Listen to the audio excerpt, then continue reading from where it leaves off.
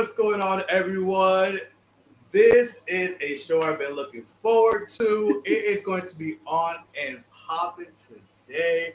I even got I had to you know, Change the get background. the background and get my little LL Cool J on for our guest today. Oh, that's what that is. It's going to be a show. We have special guests, which we're so excited. We're gonna bring out in a little bit. Kittie, KaBoom. And if you don't know the name, once we introduce her, y'all gonna know, okay? If y'all haven't seen the social medias and such. Yeah, I know the voice. Right? Y'all don't know. But first, how is my special girlfriend? How are you, Melanie? I'm good. Can't complain. How was your weekend? I haven't seen. My weekend. We didn't see each other this weekend, no. We didn't, because I was ripping and running the streets. No, I'm kidding. My weekend was good. It was relaxing. I didn't do much. This weather wasn't that great. I think Sunday was like torrential rain. So there was some rain. It was like I felt it was Miami weather this weekend. Mm-hmm. Like overcast. It was very tropical. Sunny, then raining. Yeah. Sun. Yeah. Hopefully it's not like that in August, but we'll see. But any shows that you caught on, was catching up this weekend? Yes, I finished watching The Bear, which my brother put me onto that show on Hulu. You know what's crazy? I stopped watching Real Housewives of Atlanta. I gave up. I haven't started Real Housewives of Orange County. I'm done with that shit. Even with them bringing Tamara back, I don't care for it. I'm trying to think what else. I started Glamorous. Is that new show with Kim Cattrall on Netflix Yes, on that Netflix, Sean said to watch? Yes, I started watching a little bit. It's cute, very reminiscent of The Devil Wears Prada, but I'm I don't know. I need something else. What did you? Oh well, I watched And Just Like That. That's been my jam. Well, did you watch Crappy Lake? The new the spin-off, kind of a spin-off, I guess. I saw it yesterday. Got from obviously they're from Real Housewives of New York, and their spin-off debuted this past Sunday on Bravo. Mm-hmm. Listen, going into it when I first heard, even before it was announced, I'd be getting my scoop and reading my things, going into deep holes to find my scoops. And I knew that they were going to get a spinoff, and I was like, really? I'm like, really? Like them two? I'm glad that they did. It could have been worse. It could have been Ramona and Sonia, because Ramona and Sonia are close. Love the show. I love the show. It's like a simple life. It's like if Paris and Nicole were their age at this point. I love the show. It's Laverne hilarious. and Shirley. It's hilarious. It's very simple life. If you watch the Simple Life back in 2004 when it launched, 2003, it's very simple life-esque. So it's funny, hilarious. So definitely check it out if you're a fan. But you know what? Let's not waste any time, because I want to take advantage of the time we have with this amazing special guest that I'm excited about. I know y'all a month in the making. I know y'all may put me on the spot how I fangirled, but I don't care. I'm going to talk about it. She is a voice-over actress. She's a voice-over coach. She also has her podcast that we are going to talk about as well, Skin Deep. But I knew her first when I was 12, 13. As the voice. And listen, I'm loud enough proud of my age. I was a huge fan. I remember running home to watch this show. And we got to say the story. Let's just not waste any time. She was the voice of Citas World. And to see her and meet her in LA a month and a half ago, and now she's on this podcast, I am humbled and thankful. Welcome to the show, Kittie, KaBoom. Yay!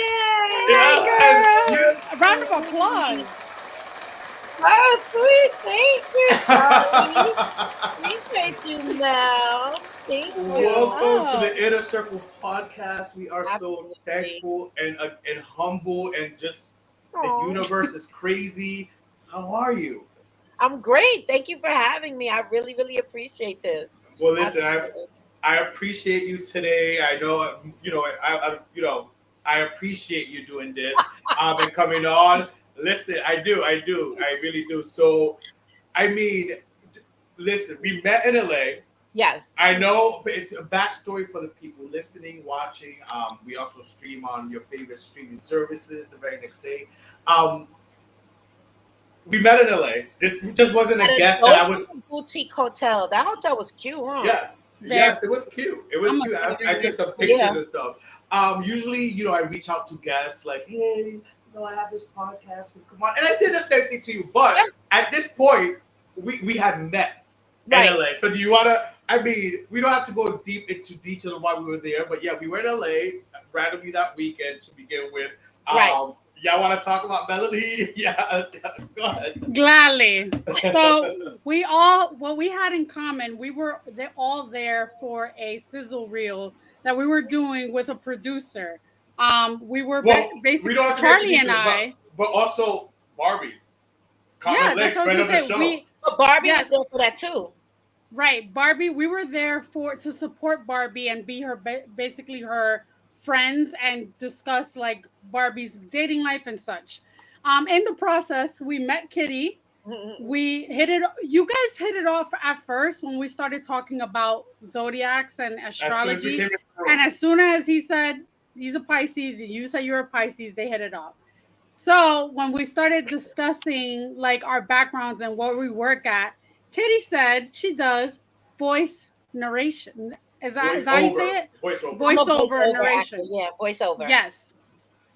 Because narration is a specific of voiceover. So voiceover is like the umbrella, and then narration, animation, games, all types of shit underneath that. Yes. So Kittie does voiceover. And when we asked, what are some works that you've done before, previously in your life? You said you did BET's Citas World. Well, no. No. Charlie said, how did you get started? Yeah. That was the question. And the only reason I'm making that differentiation is because that's not usually my go-to. You know what I mean? I'm not uncomfortable in that space. I'm just not the kind of person that likes to talk with their chest. You feel me? And like Cita was over 20 years ago. So to bring something up that happened 20 years ago as I lead, like that can't be my lead. I can't. Right. When I meet people out here, they're like, you don't remember me? I did a show on the WB 25. You're like, wait, what? Oh, like, no. Right. So like, I'm trying to fast forward to the part where Charlie was fangirling. No. But no, it was because, so what gave it away, and I kind of put pieces together. She didn't say Citas World. You said something about living in New York, and you hosted a show, and Free, and you said BET, and living in New York, and my mind just went, our Pisces mind. My mind just went wheels like started spinning. It was like click. It was like click. Like Raven, Raven Simone, when she used to get a vision, it was like right there. And I was like, and then say the rest. I fangirl like Charlie fangirl out. It was Charlie was jumping up and down. And you know what?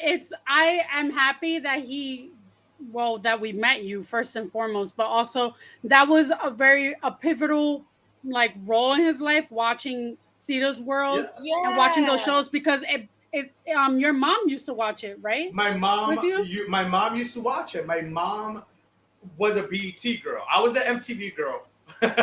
She was a BET girl. She loved her R&B and stuff. Now, us gay guys can call and I'm comfortable enough in my skin, so call myself a girl, but I'm a man, baby. Yes, but you are no, a girl.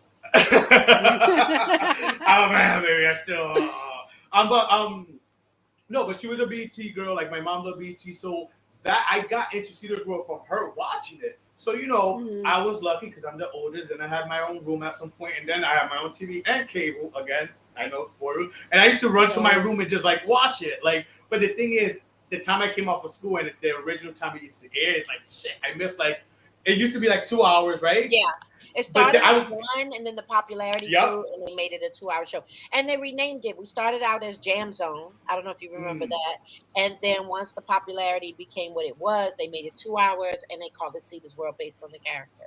But listen, we wasn't even supposed to start off with Citas World. I wanted to start off, but we'll get back to Citas World. We can go back. We'll get back into it. But it's like, we had to, and it was great getting into it. And another reason why I fangirled even more, because prior to even connecting the dots, we were just having an amazing conversation. Just really though, absolutely. Yeah.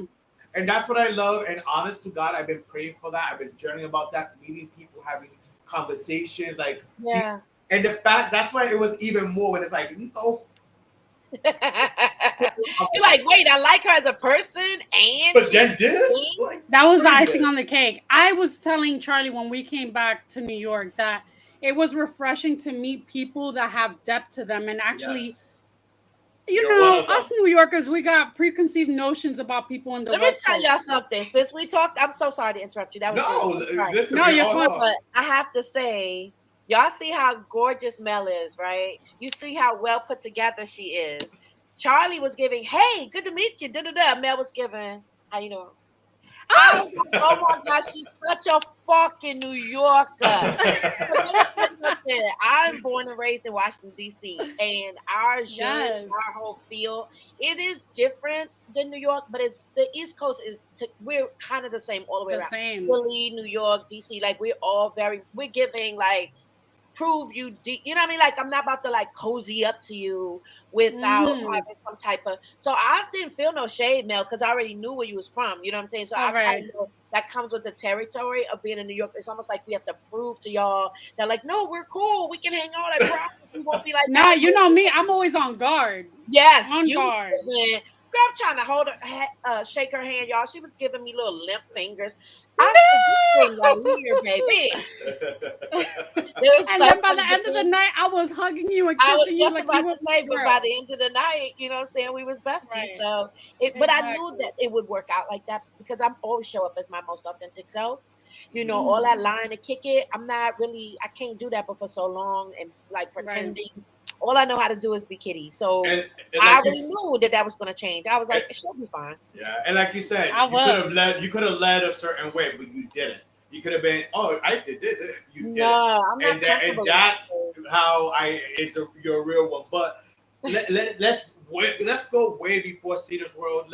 You know, what were your like growing up? You know, we all want to be something. You know, what was your aspirations? And again, it's so cool to ask me this because Pisces to Pisces, I know like how we do and stuff. So like growing up, what were your aspirations? What were your dreams? What were those things that lit you up?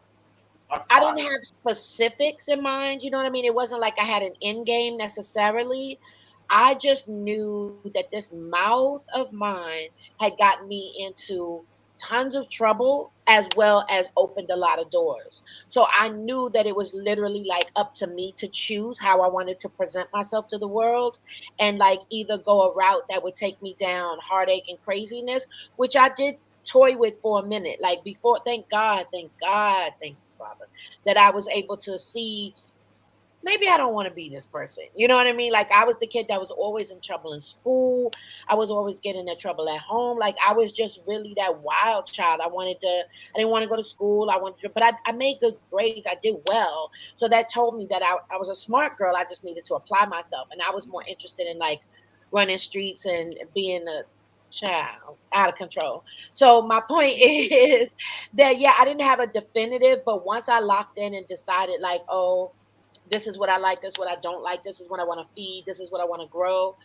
Pretty much like the end of junior high, early high school, it was all about like writing. It was all about journals and writing and reading, and I gravitated toward English. So I didn't know, again, exactly what. I just knew that I wanted to be like some kind of storyteller, some kind of performer, right? And so the blessing was being in DC. You know, this is before, I don't know how many people know this, but BT started in DC.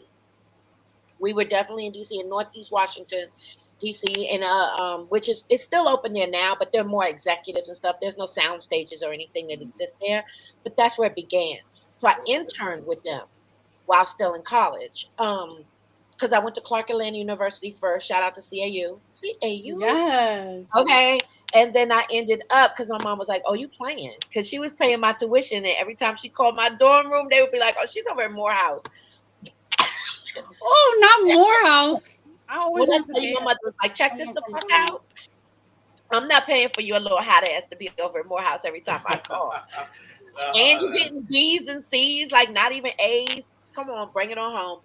So my mother made me home, and so I ended up. I didn't have to restart the credits transfer, but I had to do like half a year more, and I finished up at the local. It's not a community college; it's definitely an accredited 4-year institution. But because there's so many other colleges in DC, I think sometimes people don't give it its due. But University of the District of Columbia is where I went to finished up at school. A lot of the professors that were there have been like snatched from like George Washington University or even Georgetown University, obviously Howard University. There's a lot of, as I said, really great schools there in the district, and it was really just a matter of buckling down. So once I decided I wanted to get into English, that's when I started to. I was like, well, what do I want to major in? That came easy. Oh, production. Oh, broadcast journalism. Oh, print journalism. So I took all those classes. I met some really great people there, and one of them was Tracy Kinzer. Shout out to my bestie, Tracy, who ended up getting, how about this? How is this for crazy, y'all? 3 of the people, 3, myself included. No, 1, 2, 3, 4 of the people, we all went to UDC together. We all ended up at BET. We all worked on Citas World. So when they transferred us, they moved us, relocated us from DC to New York, right? You already know we're on the corner of 106 and Park. Harlem. Right. Spanish Harlem all day. So, yeah, once we got that job, the crazy shit is they hired these people to work on the show as production assistants, associate director, and then actual producer. They brought all of us together to New York. Then before we know it, a year later, we're moving again, and they relocated us here to LA. That was back in 2000. When I tell y'all, we were sitting on the floor because we didn't even have furniture yet. We just had gotten this new apartment in Burbank, and we was all sitting on the floor, passing the Dutch, talking shit. And we was like, yo, the realness is we started at UDC, and now we've made like almost like a pilgrimage. It was just a very rewarding feeling to know that we had gone to school together, something where we didn't even know, what our lives were going to look like, and to all land in this place across the fucking country. You know what I mean? It's not like, DC to Philly or DC to Chicago. Like, we're literally on the other side of the country living out our dreams. So that was a beautiful thing. So again, shout out to Tracy Kinzer, to Jason. What's Jason's last name? That's terrible. Jason. Sorry. At least you had like people with you, like that you knew. Exactly. At least that's comfortability right there, because you moving across the states to a whole different place, to a place you've never been to, and like by yourself, crazy. At least you had a support system. Absolutely. And it was the best feeling ever. We ended up all moving in the same apartment building. Like, it was a whole thing, because we didn't know even where to move, and people weren't really helpful. So we was like, well, we should probably live close to the studio so we don't have to like make a pilgrimage every day to get to work. We don't know what we're doing. So yeah, we landed in Burbank, cute little town out here, and we were able to make it work. Let me tell you something, y'all. September 11th, unfortunately, happened like we moved here in August. So September 11th happened a month later, and we didn't even have a TV. Like I said, we had apartments, but mine wasn't ready yet. So we was all piled into Tracy's apartment, and she was, in her bedroom. We was all on the floor, on the couch, whatever. I will never forget, because, like I said, we didn't have a TV yet. So my girlfriend called me from DC, and she's not a crier. She's like a very kind of stoic, serious person. So she's called me bawling her eyes out, and I'm like, what in the hell is going on? She was like, girl, the Twin Towers, and we all gonna die, and how you ever seen it? And I'm like, what the fuck? And the phone was not what the phone is now. Right. So we had to like physically get in the car, go to BT so we could see the TV and see what actually happened on that day. That's crazy. But I will never forget that, because we was all like in the apartment together. Like, first we just celebrated how dope it was that we made it there. And then that crazy thing happened, and we was just like really rethinking life in general. It makes you. Yeah, it does. It does. Absolutely. When 9/11 happened, I was a sophomore in high school. And I remember going to that morning, 9-something, and like all the teachers all started rolling out the TVs. The TVs that they put movies on. And those memes. So they rolled out those TVs, and it's like, and they put it on, and we're like, I'm a 10th grader, like just dumbfounded, shocked, and they let us go. It was like 11-something. They let us go home. Like, I went home, and it was just a numbing day. It was just a paralyzing, numbing day.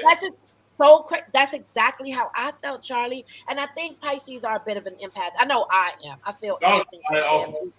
Child, empaths. I wish I didn't. I wish I didn't. Sometimes that's a topic for another day. Sometimes I pray to God, like, God, why do I feel so much? I can feel everybody's everything. My emotions, yeah. Exactly. So sometimes when I'm in a room full of people that are there for a common cause and it's all positive, it's even that becomes overwhelming because you can just feel all of like the love is like, oh, like your heart is so full. Yeah. But yeah, I don't mind being an empath. I think I just mind the level to which I'm one. To the point where like literally sometimes you just gotta take a nap because you feel everybody's everything. It's like, oh. Or days away from people, and I don't like doing this. I've said this on the show before. Or like take breaks from like everyone and everything, and just you by yourself. And it's like I feel bad doing that sometimes, but it's like as I'm getting older. No, like, never feel bad for that. Yeah, self-preservation. It's called self-care. You have to. How you gonna pour into somebody else if you're empty on your own? Preach it. I mean, that's what my therapist told me. That's why I'm not an empath no more. How you want to decide to be an empath? Exactly. You can't just be an empath. Because you could be an empath, but if you are an empath to a fault, if you are one to a fault, that can like bite you in the ass. And but empath is choice though, Mel. Like you just want to set up things in your life to be like, I refuse to be this way. But if God made you that way, empath feel it regardless. Regardless, you go into a room, you soak up people's energy. Like, it's more than just like. Listen, to this day, I still could do that. Boundaries, right? You can create boundaries that you don't allow yourself to be in certain spaces and around certain people. Like I'm convinced I'm only surrounding myself with like-minded people. I made that decision years ago and I stuck with it. And it's been painful. You know, I saw I hate when I quote IG, but whatever the fuck. It's real. I saw a meme, not even a meme, a picture the other day where the person was like, everybody encourages you to get rid of toxic people or to, eventually allow yourself to only surround yourself, as I said, with like-minded people. And you have to cut some people off in that transition, in that journey. But nobody talks about how hard it is to stick to it and stand 10 toes when you know you miss this person, you know you love this person, but you know also that you have to love yourself more. And what they're bringing to the table is not sustaining you. You know what I mean? Or it's distracting you, or it's draining you. Any of the above, you can't do it. And that's not to say you don't miss them or that you wish you couldn't be different or whatever. But what you're not going to do is disturb my peace. Period. You know what I'm saying? We work too hard to gain that peace of mind, that peace and tranquility in your space. You know what I'm saying? That you can't have somebody just come in. Listen, if you come over my house and I gotta sage it down when you leave, you don't need to come back. I did that a couple months ago. At the end of the day, my response is my responsibility, right? So I'm not going to respond. I'm not going to put myself in a situation where I know that the response I'm going to give is not going to be, it's going to be detrimental to me. Absolutely. So that's why I'm very particular of whose energies I allow around me. Yeah, as you should be. And I think the older we get, I think it is our responsibility, just as you said, to make sure that we're okay. Right. And it's difficult to make those decisions again because people that we love and care for, but if they're not willing to take that journey with you or grow on their own and learn from their own shit, my whole thing is accountability and communication are big for me. And I'm just not the one or the two for you to keep playing with me. What you not about, you know what I'm saying, is fuck up or create some situation, and then when I have a conversation, because I'm not accusatory, if you my mans in them, I'm not gonna come at you like nigga. What happened? You know what I mean? Genuinely, the new Kittie, old Kittie, different story, but right, the new old Kittie was confrontational. Baby, Kittie was ready to square up at any. What's up? That's you feel me? At any little dumbass thing. I've learned so much. In this so the new Kittie is gonna come to you with empathy, like, you good? You all right? Because I noticed, you know what I'm saying, every time we make something plans, you dropping the ball. So I just wanted to make sure that you're okay on your end. Is there something I can do to help you with that? Can I be of service to you? They still giving me their ass to kiss, like, nah, ain't nothing happened. I just didn't come. Okay. Well, whatever you're going through, good or bad, that's going to be for you. But what I'm not going to do is continue to invite you to things. You just draw boundaries, and you can say it with love, but it will be said. Let's be clear. Yeah. Well, I'm getting to that point where where I like just love, like calm. Yeah. Like, it's a work in progress, but Progress that's where not I'm at perfection, too. baby. Progress not perfection. Remember that one. Nobody is I achieving like or that one. shouldn't be trying to be. The perfection doesn't exist. But calming it the Mm, fuck down, you know what I mean, and yep. finding some peace within your own Receiving existence, that. Yes. it's beautiful. It's Yes. necessary. The world is. Woo. Especially in the industry you work in. Child, you better say it. Well, I'm listen, let's get back into that. Go okay. back into Citas world. So Citas world started. Absolutely. So what was the process of that? It started in 1999.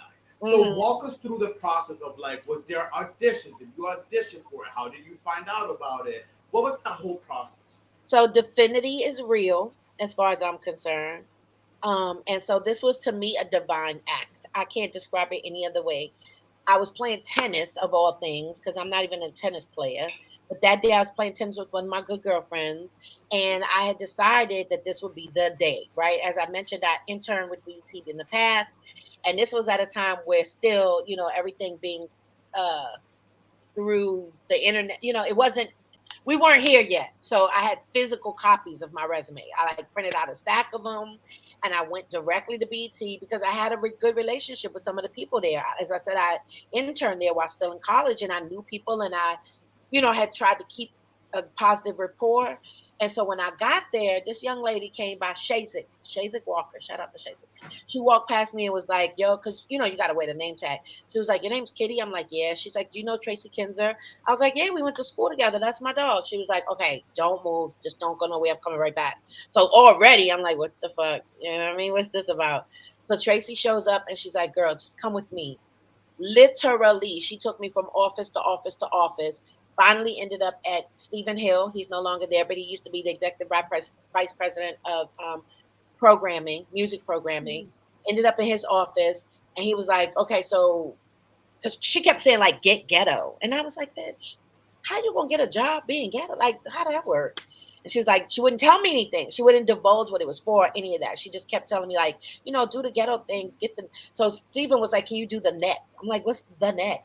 He's Not like, the bone black women get freaking. it, baby. He was like, when we get into it, and I was like, I mean, I'm a black woman, we can pull that out now. Bottom line, I ended up signing a contract the end of that day.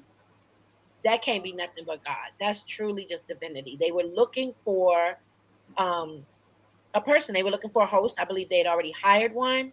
And when they asked her to come in to do like the paperwork or the preliminary, whatever, she showed up with her attorney and her manager. And if you know BET, they are not, listen, don't try to like, not even square up. Don't try to get too fancy with us. We just offered you a Right. job, right? In their opinion, they're like, can we just get you in the studio?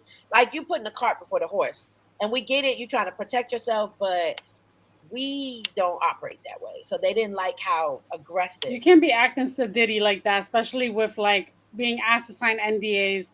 Oh, child, that's a story for another time. That's But another, continue. absolutely. So Yeah. so apparently she didn't work out and I did, and then we just started shooting immediately. And the real legacy here is that the world comes full circle at all times, right? There's nothing new under the Yes. sun. It has literally all been done before. It's just a matter of you tweaking it or curating it to make it your own. So I say that to say Max Headroom was the only thing that existed in an AI or metaverse or whatever you want to call it, virtual reality life before CETA. And so I'm not taking any like credit. I'm just saying that the blessing was we were the first of the first. We just were. Mhm. Like nothing had occurred before that. And white people were, black folk were, it didn't matter. It Yeah. wasn't a thing. And so to be on stage and know that you're like creating something that's brand new to the whole world and creating it in a way that supports and entertains us Yes. as minorities, as people of color, people of global majority, that felt really, really important and impactful. So, people obviously, lots of people have lots of opinions about Sita. Oh, I can't stand her voice. Oh, she was so ghetto. Oh, she was so ratchet. That's fine. Everyone's entitled to feel however they feel. You can feel your feels all day. It's what you do with them that makes the difference. So long as you don't show up at BT trying to, you know what I'm saying, shoot me in the head, I can, okay. But you watch, how would you know any of Exactly. to give a backstory or any type of assessment if you haven't seen it. So you still Because watch, haters are gonna watch right? constantly. So okay, Yeah. that works. And for the record, because I say this in any opportunity for an interview that I have, let's be clear. We were very intentional about how Cita talked and moved because our target audience were the kids. Who's watching videos, music videos? Kids. So we need to talk to them. We talk to each other. 10. Right? Well, why in the hell would we get on there? You know, I can't even imagine how long we would have lasted if Cita would have came on stage and just very prim and proper explained, children, now make sure you go to school. Not the Peppa Pig voice. Right, like none of that would have worked, you know, being articulate and very lofty. I have a degree, and so did Cita. Get into it. Okay? We made her an intelligent person. How she chose to speak was because the children that she was appealing to spoke that way, and that's what you hear. Think about it. Are you on your road to jail because you just keep effing up and making bad choices? Would you listen to someone coming into your room talking about I'm a therapist and I want to help you get through this? Or would you listen to a nigga that's been locked up 20 years be like, let me tell you something, little man, you don't want to do this. You don't want this life. You know what I'm saying? Like with a Bernie Mac voice. Right. And like maybe break down, like, because you know kids, they need visuals. So you make it visual for them. You paint a picture like, listen, when I was your age, I was robbing cars. I end up shooting this cat. Then I had to, you know what I mean? Then my mama died and I'm in jail. I can't even go to the funeral. My mans and them snitched on me. So I took 3 charges. Like, you're going to have a story. And when you express that to this kid that thinks that all of this is cute, they might see life differently and make different choices as a result. So we're talking to them like, and girl, let me tell you something. And you better know it. Do the Cita voice. Do you get mad when people tell you to do that? Yeah. Do anyone ever ask you? Yes, but I need a script. Like, what do you want me to say to start? Like, just a voice. I think we should have done a game where we ask her questions about how Cita feels. Yes, and then she would respond. Well, off the top. Let's go off the top. Give me some questions. Okay, how you feel about the AI situation where they're doing voiceovers and now voiceover actors are basically they're out of jobs right now, technically. Well, no, we're not out of jobs, so that's the good news. I still be getting a whole lot of auditions or whatever, and I still be doing my best because that's all I know how to do. Okay, but I will say the writer's strike is just slowing us down a little bit, and I will say that it is harder with the AI as a competition or whatever. But the good news is they on top of it because I had heard they try to steal our voice and like keep that shit into perpetuity. I just learned that word. Y'all know that word, perpetuity. I'm gonna jump on that. We learned something today after school. Okay, I have another one. Another quick one. Pop culture moment. How do you feel about the Britney Spears and Victor Wembanyama? I'm butchering his name. I don't even care about the basketball player. The basketball player. How do you feel about that whole situation that went down? Why don't I know about that? Basically, I'll give you a run through. So they were walking. I don't even know where it was. Was it in Vegas? It was in Vegas. It was in Vegas. She saw him in the hotel lobby. Then she sees him in a restaurant. She ran after him and tapped him in the back. And his security guard didn't even turn around to look. He just backhanded her. Slapped her so hard that her glasses came off. And he hasn't apologized. And the basketball player hasn't apologized, but he did say that she grabbed him. But if you look at the video, he lied on her and said that she grabbed him like from behind, but she only tapped. So how was Cita answer that if she was talking about it today? One word: ego. That's all the fuck that is, ego. Yeah. Because first of all, who is you? We talking about Britney motherfucking Spears. And even if she was just regular, so can't nobody just come up to you. Who is you? Last I checked, I would have to Google that name. I don't even know the story. I don't know your name. You ain't Jordan. You ain't motherfucking LeBron or whatever. You ain't no Kobe. You ain't Kobe. So what is you doing? Like, who is you? So you got a little coin. You feel like you could just talk to people any type of way. What is you paying your bodyguards to do? Smacking women. Fuck is wrong with you? You real immature. The fact that you're not trying to hold yourself accountable. You is terrible. Well, listen, Cita, you don't even have to worry because his team, the Spurs, decided to bench him for the summer as he's not valuable for X amount of reasons. You can go to ESPN for that. and Google it because I ain't gonna get into not you going to ESPN. But karma is a bitch. Okay, I love that. No, that was good. That was good. That deserves a round of applause. Off the cuff, we did not have that plan. We did not have that plan. That's hilarious. I love it. Yes. How dare you smack a woman? Yeah. Google it afterwards. Backhanded. Like, but that's crazy. Let's get into this game that I'm excited about. We have two games. One towards the end, but right now, this game, I reached out to you yesterday and I asked you to give me 3 of your favorite music videos, whether it's your favorite music videos or it is during your era on Citas World. That's what I decided to keep it cute in that era. All right, so now it is time for what I call music video trivia. Okay. I am about to get my Carson Daly on, TRL, and I'm about to ask you detailed Y'all gotta give me 1 second. This is bothering me. I'm about to close these blinds. All right, do your thing. While Kitty does that, I'm gonna let you guys know the rules. So I am going to ask. You shit. I am going to ask Kitty detailed questions about her favorite music videos that she gave me. All right, a la TRL back in the day. Call and win a T-shirt type of thing. All right. So here we are. So here are the music videos. We're gonna start no particular order. Let's start with Rob's Bass. It Takes Two. Ooh. All right. To make the thing go right. Okay. I didn't play it because I don't want YouTube flagging me and this copyright special infringement. Episode. But with that being said, here are It Takes Two by Rob Bass. Okay. Yes. So by 3 music videos you gave me and 3 questions for each music video. So are you ready? I am. All right, let's go. What historic, and this is a Rob Bass, It Takes Two. What historic NYC landmark is seen at the start of the music video? Statue of Liberty.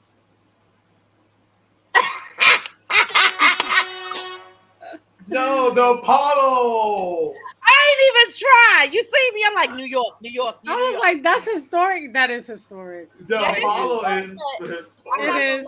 My bad. I can't recall having seen that video. Wait, hold on now. I came with more. I came with the not him with clips. With the receipts. So here we go. Oh, I'm sure. Oh, they getting it. Yeah. I wonder how many people was in that damn video as a background actor. Next question. What other famed rapper appeared in the video alongside Rob Bass? And Melanie, if you know, you could throw it. I'm thinking about the damn song stuck in my head. Me too, right? He tours to this day. Not Kumo D. And he wasn't he didn't have like a lucrative long, career. He had like a 1-2 hit wonder type of thing. Oh, overall? Who you said? That's an MC Hammer. No, wait, can you give us a hint? He's not even a rapper, mama. Yes, he is. MC Hammer is a rapper. Whatever. Okay, so Nicki Minaj sampled, I think, one of his songs.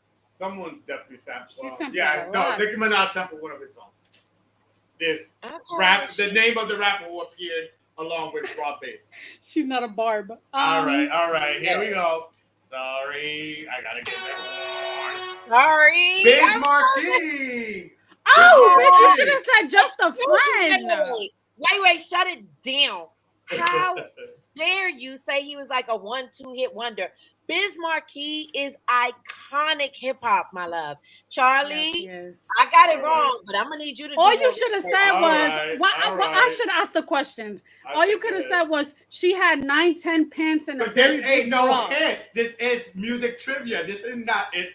The musical hit game. This is music trivia. Let me just.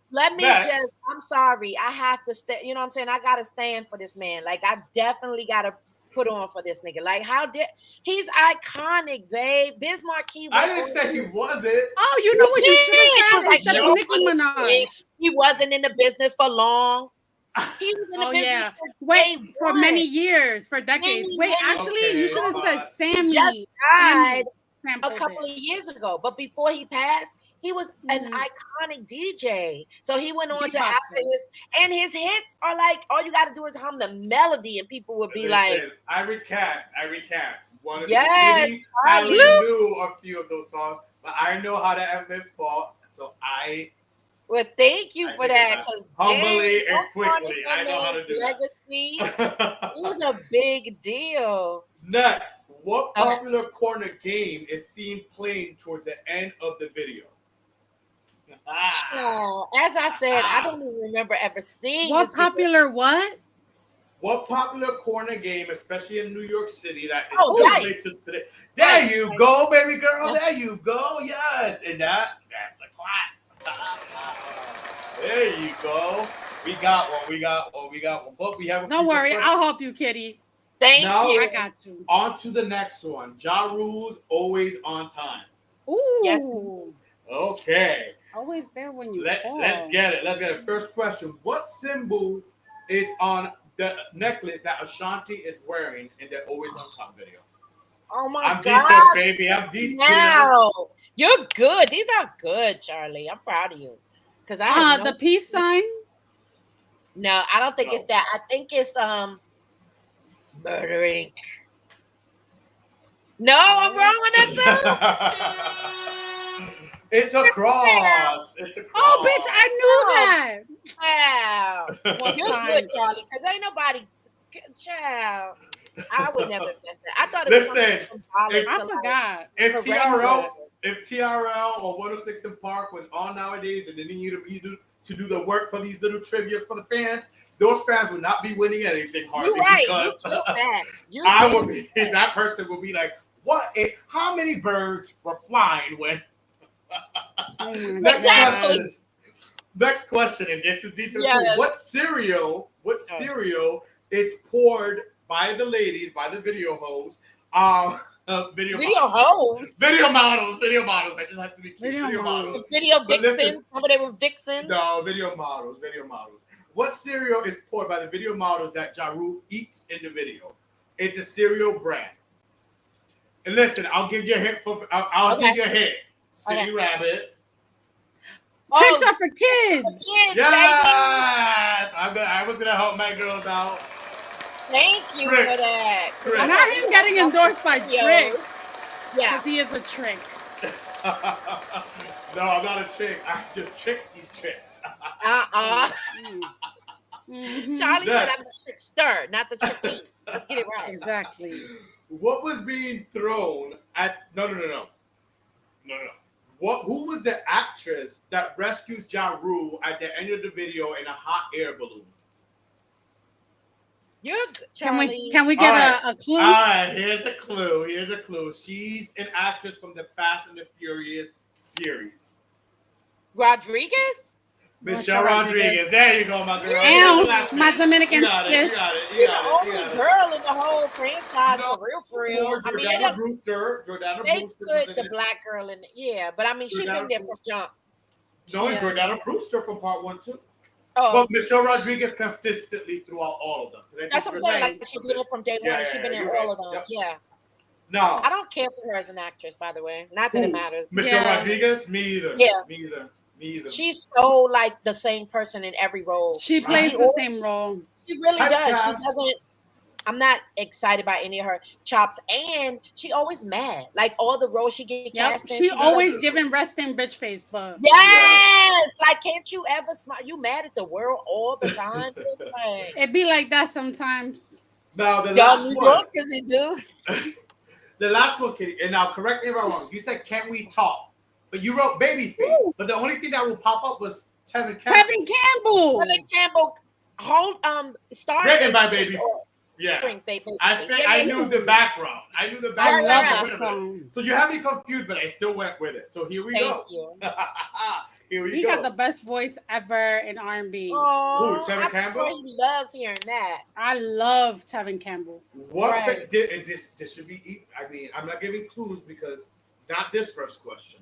What famous city park you see at the start of the music video? Are they in New York? They are in New York. Central Park. Yes. Yay! I didn't get a ding, ding, ding. I'm sorry for my music. I should have been showing the other clips and proof for the other videos. Help a sister out. Ja Rule, wait, with Ja Rule, now I got eating these the damn cereal, songs stuck in my head. Eating the cereal there, and then Michelle Rodriguez right here. Now Central Park right here. Next question: what sport is played during the video of this Can We Talk video? What are they tossing around? What are they tossing around? I'll show you the picture once you guys get the answer. They tossing around a football. Oh, yes. There you go. Nice. Oh, no. With some help from Melody. Sorry. I'm there. He just want me to lose. He don't want to see me winning. No way. Thank you, Melody. No. Engineer guy. Listen, sorry. Wrong button, but you ladies got it. Teamwork. I love it. Now, this is true or false. I have to give you a true or false. This is easy. Now, in the video, okay, no. Listen to it. I'm going to say it correct. Listen to the words. It's like some SAT shit when they check. Oh, Lord. You know, the SATs. Right, niggas got to work the wording. So let me give the wording correctly. In the video, it did not rain. True or false?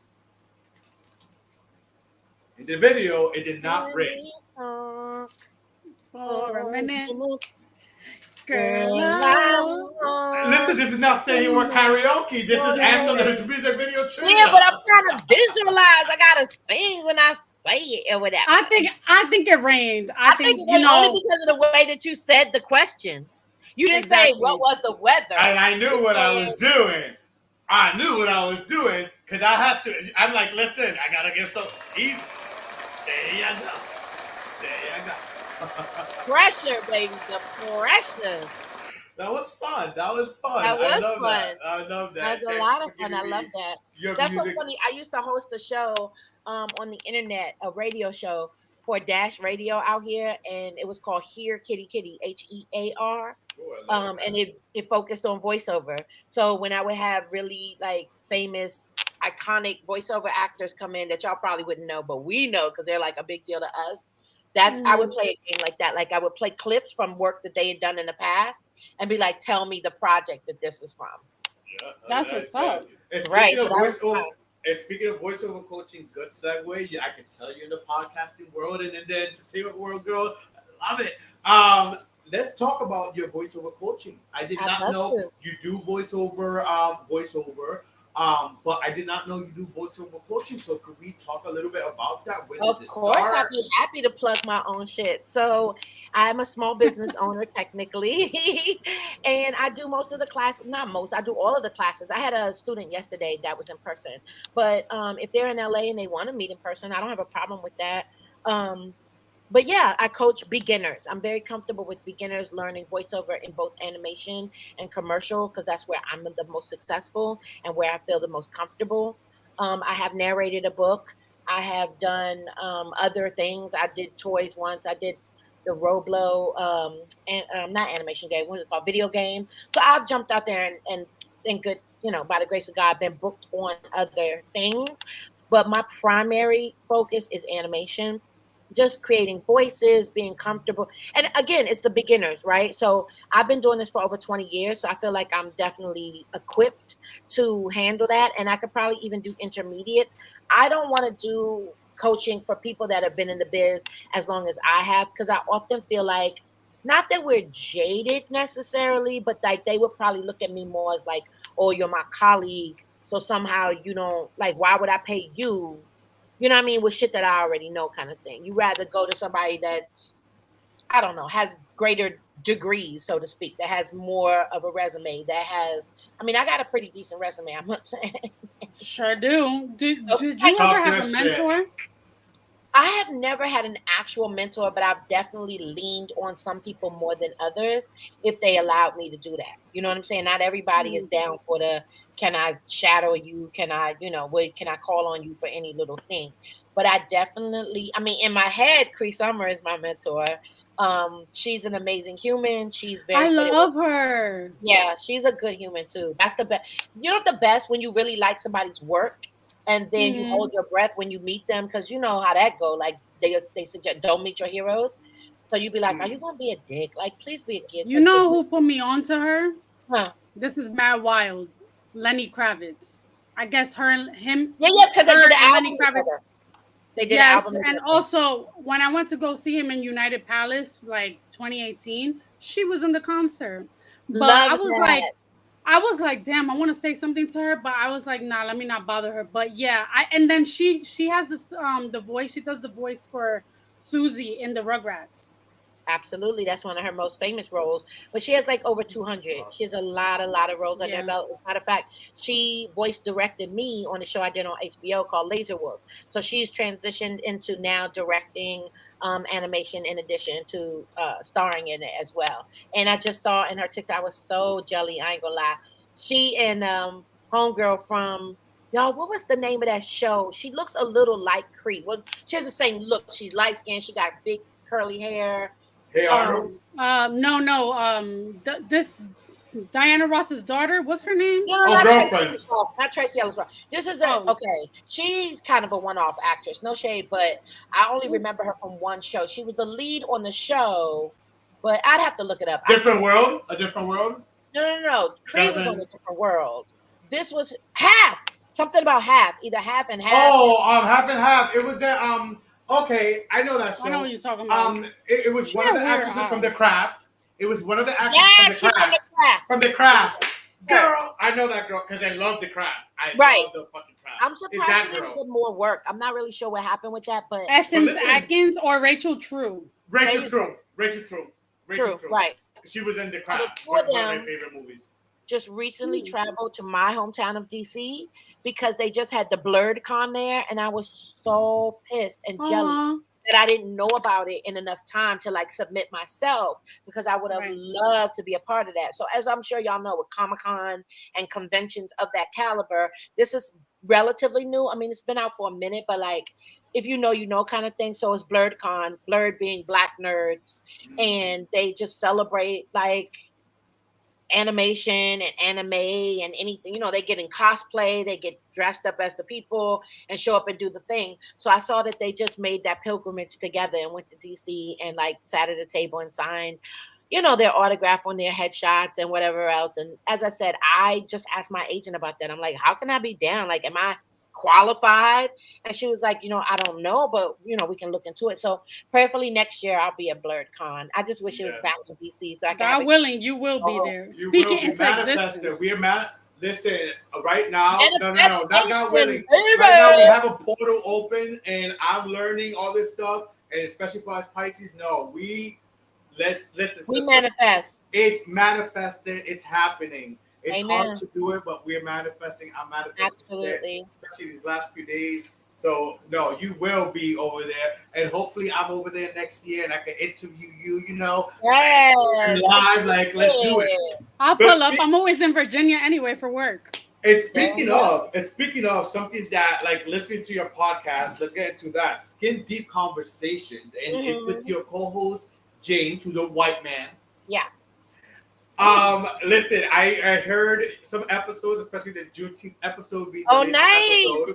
The Juneteenth was good, wasn't it? Yeah, that was a good one. I love you guys interviewing people, and you have inspired. It's like, again, we've talked about it, but you definitely listening to this episode has inspired me and pushed me. Like, Charlie, you've been talking about going out there like a street team type of thing, asking questions.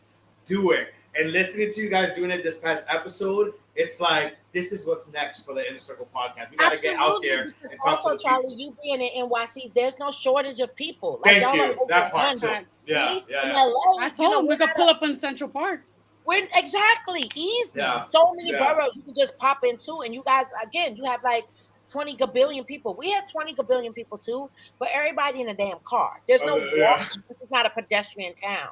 So you need an event like that to pull up and know that there's going to be a whole bunch of not just people but Black people to ask specific questions of. Because out here, if I go outside, it's just cars whizzing by me. If a person is walking, that's a rarity, and it's just one person, 2 people, 3 people. Like, it's not, you know what I mean, like it is at home. I would have to go to a destination, a mall, or you know what I mean. I can't just go outside. Like, that's not, we don't walk around here. Yeah, so definitely. So you really don't have no excuse, Charlie, because everyone walks out your door. We don't. But listen, if you guys have that event that you and James spoke about, God willing, budget, I want to be part. I want to be there next year. I told Melody, I love I want that. to be there next year. Because look, I can rep for black folks. You can rep for brown folks, and you know he's obviously Whitey McWhite. Yeah. So yeah. Okay, let's get into it. Okay. But let's get into skin deep conversation. When did it launch? You know, what was the fruition? How did it come about? I think we have about 6 or 7 shows in the can now. So it's been, I wouldn't say a year, maybe 6 months we've been working on this together. This is definitely James's baby. We have an animated series that we've created about a Black and Japanese assassin. It's a woman. Excuse me. And it's pretty badass. Thank you very much. And so in working together in that way, I don't know how he got inspired. You'd have to ask him. But I remember him asking me, would you be willing to be my co-host on this podcast? I'm like, fuck yeah, because I've been trying to get in the podcast space for a minute. So it's good because here's the thing. The basis of the show is this. James and I have been friends for close to 7 years now. And we're genuinely friends. Like, I watch his kids from time to time. You know what I'm saying? He makes me dinner. Like, we're friends. But I also understand that there are certain things that I would not be 1,000% comfortable inviting James to.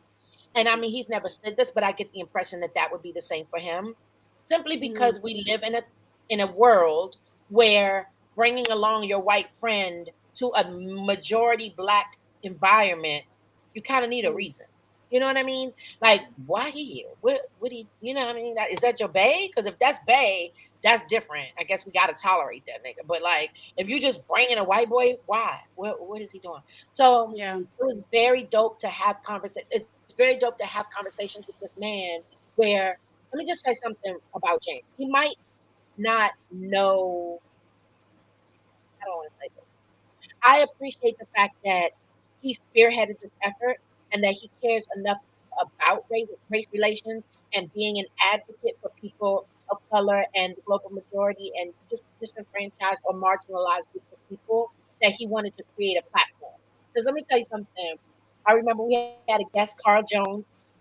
I asked Carl to be there. I don't know if that name means anything to you, but Carl is like a hero in my mind. Very good friend, but also he wrote and created Black Dynamite, the animated series. He started on Boondocks. He's the one that got me the roles on Boondocks. He replaced Magnificent, wrote it, produced it. Then he wrote, directed, and produced Black Dynamite. He's now working on with Tracy Morgan on a live action. He did the OG, the last OG with him, and directed that. He's gone on to done like amazing things. But his biggest claim to fame is probably the Boondocks. Either way, the point is that, excuse me, we interviewed him for our podcast, and I'm just such a fan of his. I was like talking to that. At one point, I told Carl how me and James, this is our very first podcast, y'all. James called me and was like, I'm going to be a little late in there because I got pulled over by the police. And I was like, oh, well, fuck. I'm probably not going to enjoy it. Okay? Right? Because he was like, yeah, because my tags are dead. And, like, I think I left my license at home. Just like a mess. And I was like, oh, he lucky he white. Right. And there lies the rub, Melanie. Because that thing walked in my door 30 minutes later. I said, wait, how did you... the fuck? He was like, no, I lied. I told the police a little white lie and said I had to rush him. That's why I was speeding to go pick up my daughter, when in fact that wasn't true. But more importantly, the fact that the cop let you go speaks volumes. If my tags were dead, I left my license at home and I'm speeding, child. That would be... No, that or it would have been a Sandra Bland, God rest her soul situation. Exactly. I could have lost my life, but we definitely know the car would have been taken. No question about that. There's no way they would let me drive away with that. So when I explained that to him, he's looking like, wait, what? That could happen? That kind of ignorance made me so angry. Like, what do you fuck you mean? Do you not watch the news? Of course it can happen. It is happening. That is why we have BLM. That is what this whole movement is about. So it spawned a conversation that got deeper and deeper. And I was offended. I'm not going to front because I'm like, how do you call yourself my friend and you're not really an ally? You like to just show up for the cute shit, but you're not doing like the real work. So I think he felt challenged. And so he created this podcast, excuse me, as I said, and now we're working towards having uncomfortable conversations in order to push the needle forward. Because any topic that we take, and that's the best news, like we don't have to be like, oh, that doesn't pertain to our, no, any topic we have is going to pertain to what we do because it's from the perspective of a white man and a black woman in America. Yes. The good news is, like I said, he doesn't push back. I'm so grateful for his demeanor. He does genuinely want to be a better human and add to shout out to those people.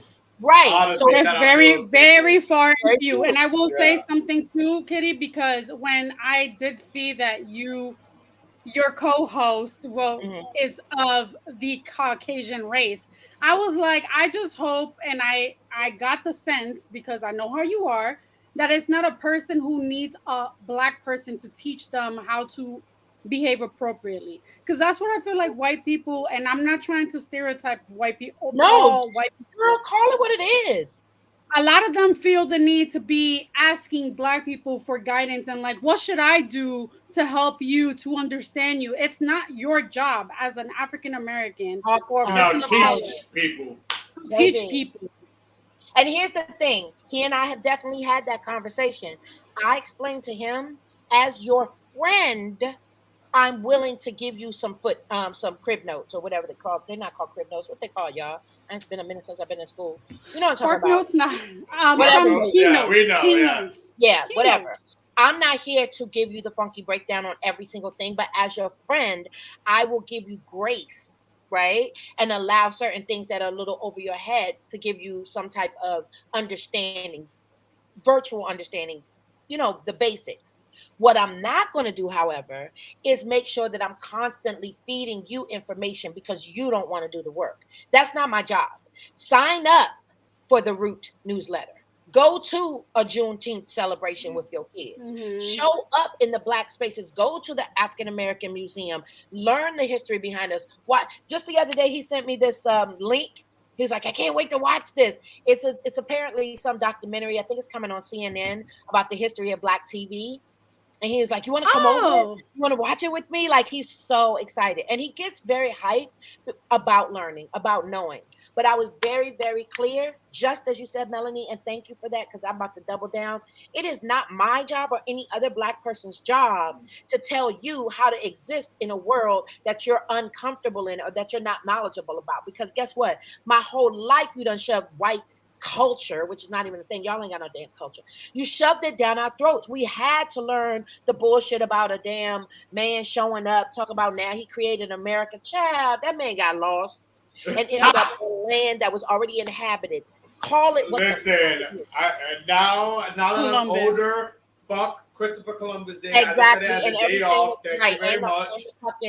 And fucking what do you call it, boat that he rode in on? Exactly. La Piña, la Santa Maria. I'm so fucking mad. La Niña, la Santa. What fucking? I don't care that I forgot, because I'm so mad that in Puerto Rico, no, I'm serious. Even in Puerto Rico, me as an elementary going, because I went to school in Puerto Rico, they taught us that shit, and they made it see even in Puerto Rico. But that's the power of the white man. The white man in the United States. They was teaching us this shit in Puerto Rico that Christopher Columbus. But that's the power that they wield, right? They literally show up in spaces. We didn't ask you to come here. We didn't anything that we do that's separate to them. They want to put themselves in it. They want to show up. Why haven't we been invited? They genuinely believe that they belong anywhere. So I only bring a privilege to say. And now we have DeSantis down in Florida trying to erase history. But like you said, don't want to get into I heard the podcast, baby. You can't do it. You can't do it. That's why Disney's about to smack the shit out that man. He not ready. How you gonna take over the whole corporation? Disney about to eat your ass up. Anyway, let them eat them up. So Carl and I were talking about, and I was telling Carl about the experience with James just walking through the door after having just said that he was almost, well, not arrested, but pulled over. And I remember Carl saying to James, as a child, I always wished that when I grew up, I could be a white man because life is so much better. And James, I got to give it to him. He didn't miss a beat. He was like, it's great. It's great over here, brother. I know that's right. You want to be one of me? I get it. It's awesome. And I just thought that was so cool because he's normally not that quick on his feet for comebacks. But that's exactly what it is. He owns the fact and acknowledges, that this is the reality we live in, and that as a white man, there's privilege that he'll never know what racism feels like. He'll never. I told you we're writing an animated series. There was a scene in there where the main character, I told you she's black and Japanese, and her black girlfriend is in the passenger seat.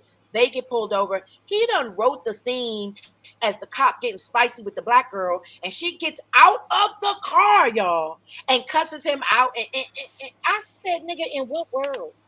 And that's not realistic. What happened to Jocelyn Hernandez recently? If you know who that is, and she called them crackers and everything. The video was released just on Breakfast Club. I heard it. Crazy. And I'm like, Jocelyn, this bitch. Yeah, no, she's. But I love it. Yeah, absolutely. Excuse me. I just hate the picture that she's painting for her baby girl. Like you're a mom. Oh my God, Kittie! I thought the same thing. I'm like, but she has a daughter. Kittie, right there. I'm like, yes, bitch, yes, curse some crack. But not at the expense of you have your daughter. Your baby is going to see it. You already all on tape, coked out, beating some girl ass behind the scenes at the fight. Like, come on, big time. You got to do better. You got to do better. If not for yourself, then for your child, at least. Yeah. You know. But excuse me, I love the fact that he's very in tune with, he knows what it is, and he doesn't make excuses. He don't say no dumb shit about how race doesn't play a part in this, or he didn't think. There are a lot of light bulbs that go and he'd be like, oh, I didn't know. And I don't get mad at that because as long as he's receptive. Y'all learning. Y'all talking in a conversation and y'all learning within. And that's what it's about. In addition to the fact that not only is he willing to learn, I keep encouraging him to do the work on his own, because what we're not going to do is have a podcast where every time we show up together to do a certain topic, I'm the only one that knows all the funky breakdown. Like, I get it. I'm black, so I live it and I have lived it. But I need you to insert yourself in a way that's not like, ooh, teach me. Nah!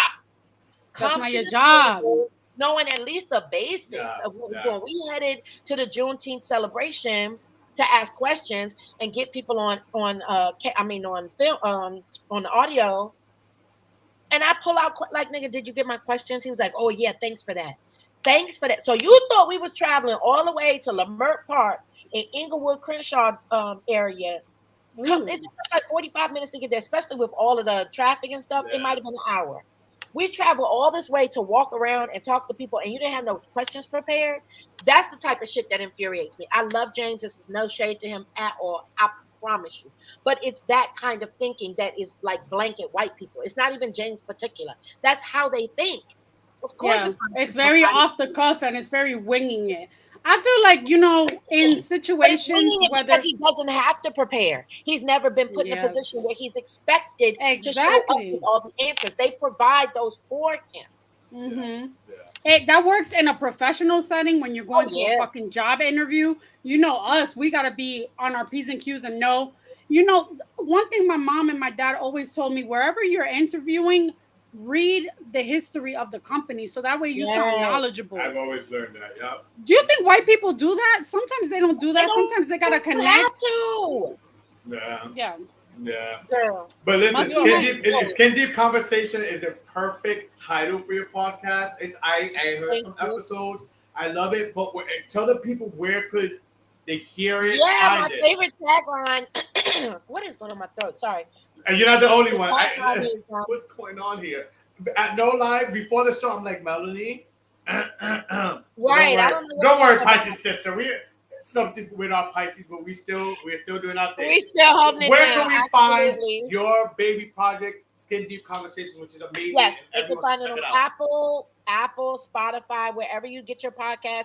If you have an iPhone, podcast comes with it. So just type in Skin Deep Conversations and we will most assuredly pop up. As I said, we have about 7 shows that can now, so we're fairly new. But we tackle some pretty deep discussions. Yes. And they don't always have to be race related, but whatever they are, we come from a standpoint of this is how white folks see it, this is how black folks see it. How can we come together to make it more palatable and more effective for all of us and not just one specific race and all the rest of that. So race relations is always a topic, but we don't just like white folks shoved it down our throats. That's not what we're interested in. We literally want to show up to be We want to have discussions, right? Me and James were just talking today. We had a production meeting and we were talking about how we want our Facebook group to be interactive, right? So we're going to set aside like an hour, maybe hour and a half every other week to have people come on Facebook, because we already know we're going to get some angry ass white men that, how can you be friends with this black bitch or whatever craziness they're going to say.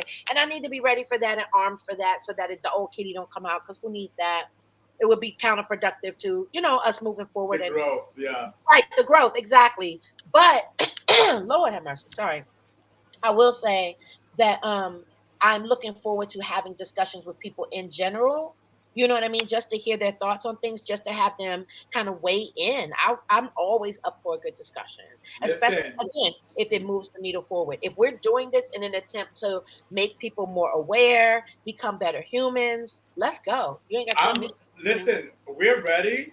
I don't want to sign Melanie up, but I'm ready. Maybe she will, but I'm ready. If you guys, because I know this is a big topic of conversation too, colorism and just even within the Latino group.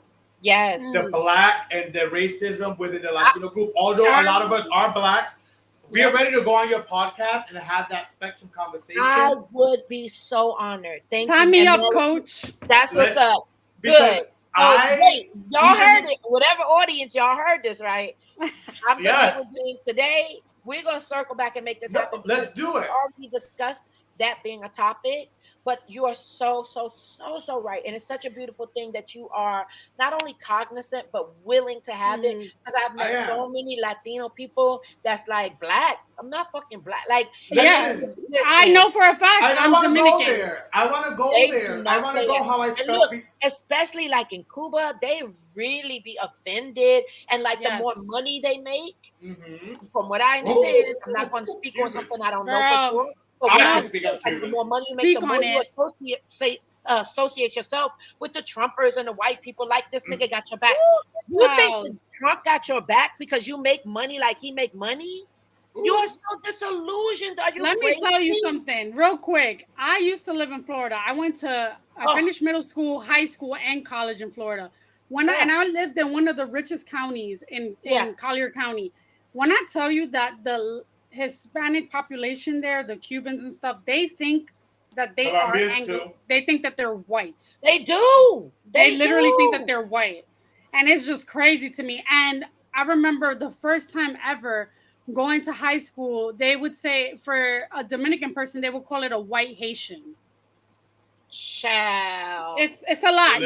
It's crazy for just to close this off. And I know that we're gonna obviously have a conversation about this sooner or later, but it's sad that a lot of people, African American people, are more willing to talk about race relations and anything that has to do with that.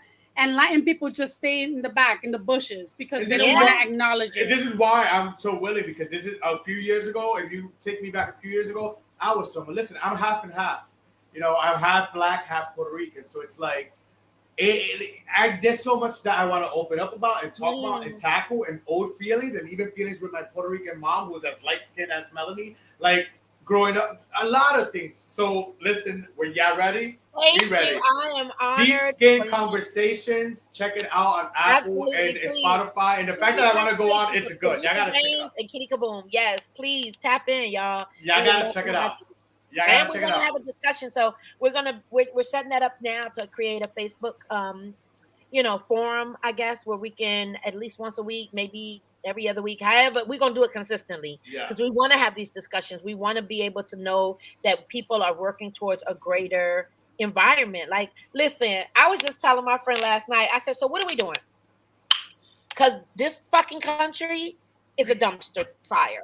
So are we moving to Costa Rica? Are we going to, live Canada? Are we going to make it happen in Africa? What's about to go down? I need healthcare. I'm going to Canada. Before we get to this last Canada's not far enough. Canada is not doing the most. No, I need a town. And here's the thing. I know that based on the research that we're going to do, we have to find something that can sustain us to live. Obviously, you can't just move without making a living.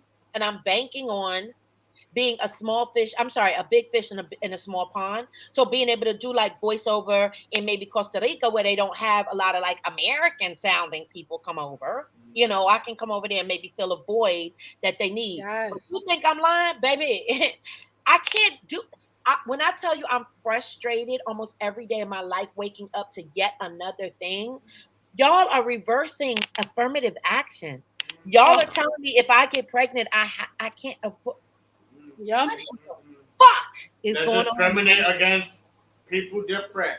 This man who don't get no pussy is making laws about pussy. I cannot. How you gonna make laws about my pussy? Are you kidding me? Oh, wait, and this is my favorite part. So you get to tell me that I have to have this child. You refuse to allow, because all babies, they matter and all this bullshit. Yes. But you don't want to give me no. But I can't afford it because I'm 13, or my uncle raped me, or even just regular grown-ass woman, and this was a slip-up and wasn't supposed to happen. So now I'm utilizing the county to get money to take care of these people. Now you bad-mouthing me, and I'm a deadbeat, and I'm all these things. I'm ghetto. I'm all of the things. Or I raised the baby, and because I'm a single mom, now you look down like you're not providing resources for this child. You're not making sure that this child is fed or clothed or housed, but you're pressing me out to have it, simply to have it exist. Yeah. There's really no logic. I've already decided it. There's no logic as far as white people and Republicans that think like that. Mm-hmm. What they base their idealism on is the fact that they live a life in their head. Does that make sense? Yeah. Like, they don't live the life that actually exists. They live the life they want to believe exists. Mm-hmm. Pleasantville. Enough money, enough power, enough prestige, supposedly, that they get in their little bubble car, go to their little bubble situation, go back. They only, like us, surround themselves with like-minded people. But the mindset, the like-mindedness is screwy. It's not based on truth. It's not based on statistics or realness. It is literally based on them being able to control the narrative. As long as they're in control, as long as they get to pull the purse strings and decide who gets what, how much money, this, that, the third. This woman literally got wheeled into the fucking Senate the other day. That thing, 90-something years old. Lady, go home. Go to fuck home. Go to the fucking hospice. Child. But you in here trying to make laws for the whole country. You don't even know what day it is, ma'am. Ma'am. It's Wednesday, the Inner Circle podcast day, okay? Now listen, before we wrap it up and we go, we want to end it with this fun game. And Melanie, just for the record, guys, because this is the place to do it, right? I told y'all I don't speak with my chest, but I do want to share also that I am a working voiceover actor. I do a lot of animation, as I said. So I have a show on HBO Max, Laser Wolf, as I mentioned. There is. I gotta watch it. I have it on my watch. We have HBO Max. Yeah, awesome. On Prime. There's a show where I play Kittie, the little talking situation. She's almost like a robot. Spidey and his amazing friends. I'm a recurring character. Wait, what? Spidey and his amazing friends. For the little kids. Listen, I work with kids. Oh, girl, watch. Well, I'm gonna send them. I'm gonna show it to them. I'm gonna send a video. Her name is Miss Kamathi. She runs the zoo. She's like the zookeeper. Where can I find Spidey and his amazing friends? I believe it's on Cartoon Network. I think. Okay. I'm pretty sure. So I gotta look that up. It's either there or and all that stuff. But yeah. Okay. But if you Google it, they'll tell you where to watch it. Yeah, okay. So that, and then lastly, Bugs Bunny Builders, which is definitely on HBO Max and Cartoon Network. And I play Zeta Gator. She's from Bugs Bunny's Builders? Yeah, Bugs Bunny Builders. I work with kids, so. That's what's up. She's from New Orleans. So she got a little. Oh, Nola, baby. Exactly. Nola, baby. Everything. I love New Orleans, honey. I love New Orleans. One of my favorite cities. I don't know anybody that don't love New Orleans. I haven't been. I need to go. The food, the history. We need to go for Essence, baby. Oh, I would love to go for Essence Fest. Yes. Well, let me talk to Barbie so we could go maybe together. Yes, girl, get into it. And get into the girl pop. And we gotta go and do the carnival, right? And get all the little boobies pushed up in our neck and all the feathers. Girl, I got the boobies. I'm gonna get all the beads. Yes. But can y'all get these next questions right on this game called lyrically challenged. Lyrically All right, correct. so I'm gonna be lyrically correct.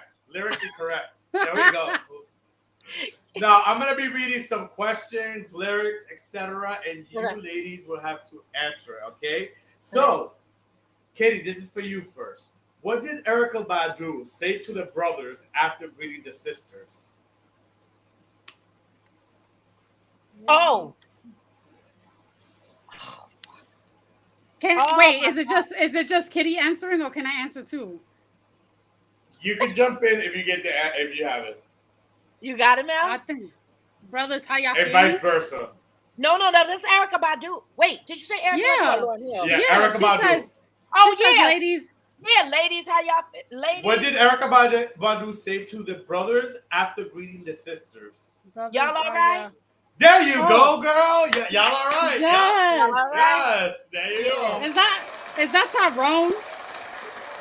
Yes, I think so. Because she said, because I'm an artist and I'm sensitive about my shoes. She's a Pisces like us too. I know, with her crazy ass. I love Miss America, brother. She's a nut. What did Escape need from you? Any one of you understand? Or any of you answer it as soon as I know.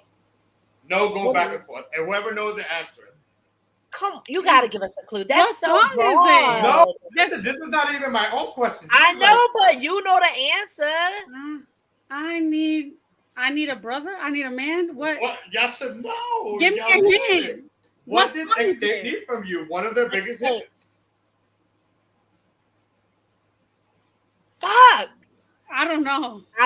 Understanding. I need to understand. What song is that from? That's what I'm saying. Like, I can hear the lyric now. Yeah, I know a few songs, but I don't know the songs like that. Like, that's not fair. Don't you know that? Yeah, that's not fair. That's not enough information. Because guess what? Don't you know that? I know y'all see that. I love that damn series on IG or probably on TikTok. And the woman walk around in her school. She's a teacher and be asking the principal and she'll start. Yes. I love what she does. She'll walk up to him and be like, "What did Usher? It's 9 o'clock. Where's Usher?" You did that in one of your 7 o'clock on the drop and then I drop top or whatever. But I'm going by the questions here. All right, what's the next one? I know you did that on your podcast with the thing during the duty thing with like Mary J. Blige, like you kind of started it. Oh yeah. These are like questions that are already here. What is Mary J. Blige looking for? All Real right. love. What's the next one? What does Lauryn Hill find funny about money? What did she Is this song from Everything Is Everything? Everything is everything. It's funny how money changes everything. Funny how money changes situations. Yes. You see? Situation, but I needed the help though. Like next, what does Boyz II Men want you to do after you close your eyes and make a wish? Oh, blow out the candlelight. Yes, blow out a candlelight. Yes, blow out the candlelight. I was nervous.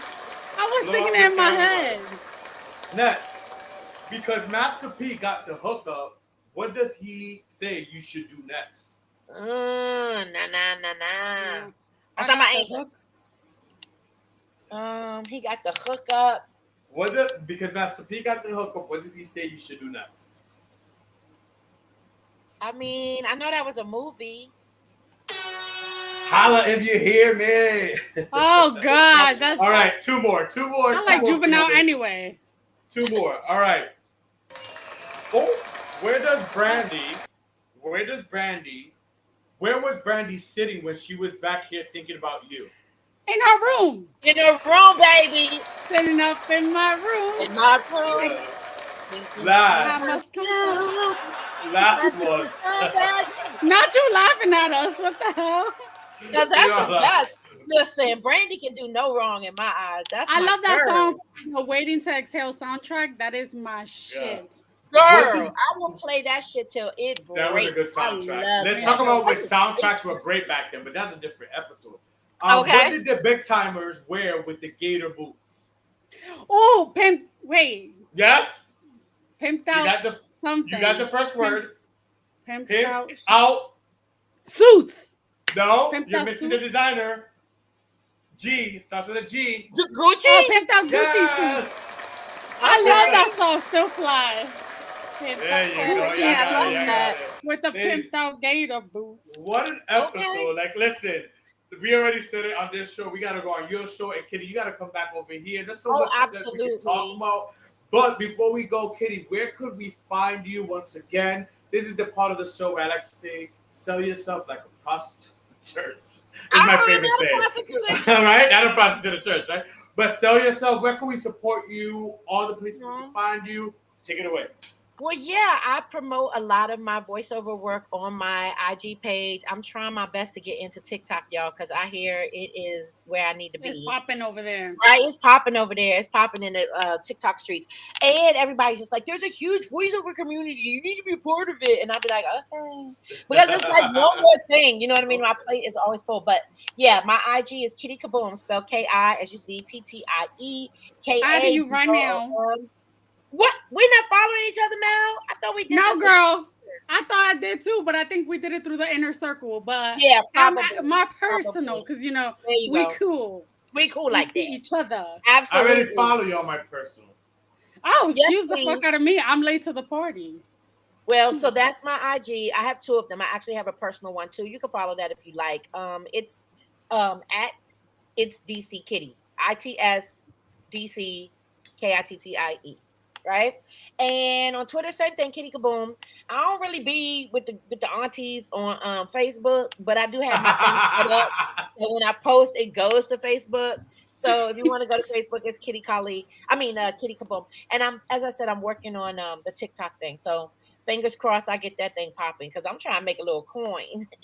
Yeah. Do a little something on there. I hear that is the first. How y'all feel about Thread? I mean, Charlie did one for the podcast. I personally, I'm not getting it. I still use Twitter, but I don't really write on it. I just go there for extracurricular activities. But at the end of the Black Twitter is where it's at. But no, here's a story, real quick. So me and James are talking, and I kept saying Black Twitter. He was like looking at me like I knew he didn't know what I was talking about, but I wasn't about to explain it to him. So I get home, this nigga done sent me a link to the app for something called Black Twitter. I'm like, what the fuck is this? He was like, you kept talking about Black Twitter, so I did my research and I wanted to be down. So like, I said Black Twitter. I don't know what this is, but that's not a real thing. I was like, it's not metaverse. Right? It's not a tangible thing. It's just Black folks within Twitter, like how we communicate with one another. He was like, oh, so it'd be cute little shit like that makes me laugh about him because he at least did the research. He's like, oh, she kept saying not him being Amelia Bedelia taking things literally. Okay, girl, because he don't know. Why would he know? You know what I mean? To him, Twitter is just Twitter. He ain't know. Yeah. But we want to but we might invite him to the cookout. It depends. To the cookout, not the barbecue. No, not the bar. Exactly. You were there. I love that. Not the barbecue, cookout. You know what drove me crazy? When I would meet, I get young people sometimes that they're not hip, but like people, grown ass people that I'm like, finish this sentence, say it loud, and they be like, America's great. Like, what the fuck? First of all, no, it's not. But I'm not alive. When you say it loud, I'm loud and I'm proud. Yeah. How do you not know James Brown? Say it loud, I'm Black and I'm proud. Yeah. But I was really pleasantly surprised at the people that got him. Like, everything I said, they was with it. I'm like, the white folks call it barbecue. We call it cookout. White folks. But I'm not alive. Fireflies. Here we are. We're going, but I'm not alive. I call it fireflies too. I've always. Do you? Wait, what do Black people call fireflies? We call it lightning bugs. I've always called it. Is that Southern? That again, maybe because growing up in the Puerto raised Puerto Rican mom. Right. I don't know why. I think it might be Southern. I think because DC is under line, and a lot of Southerners say lightning bugs because I can hear the way I'm saying it. Well, even in the South, they call soda pop or pop. No, they call it pop. And not in the South. That's like Chicago. That's like the Midwest. Oh. Yeah, that's Midwest that they call it pop. I learned that in the show that I'm watching, The Bear. There we go. The Bear's good, wasn't it? That was a good show. This was such a good show that we could go on and on, but that goes to show Kittie has to be back on. And listen, I'm manifesting it now. back on with the person who connected us all, Miss Barbie herself.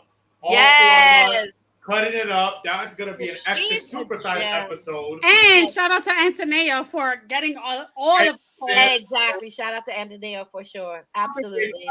You guys have to definitely check us out on YouTube, Facebook, stream us the very next day on Apple, Spotify, Google Podcasts, iHeartRadio, wherever you get your streaming services at. Thank you so much for your support, Kittie. Thank you guys. I appreciate you so much. Coming on. You have to come back on and crossover. Melanie, we love you. And check us out next week. We're back every Wednesday this whole summer season, like we always do, live at 8 p.m. on YouTube and Facebook. Nice. Adios.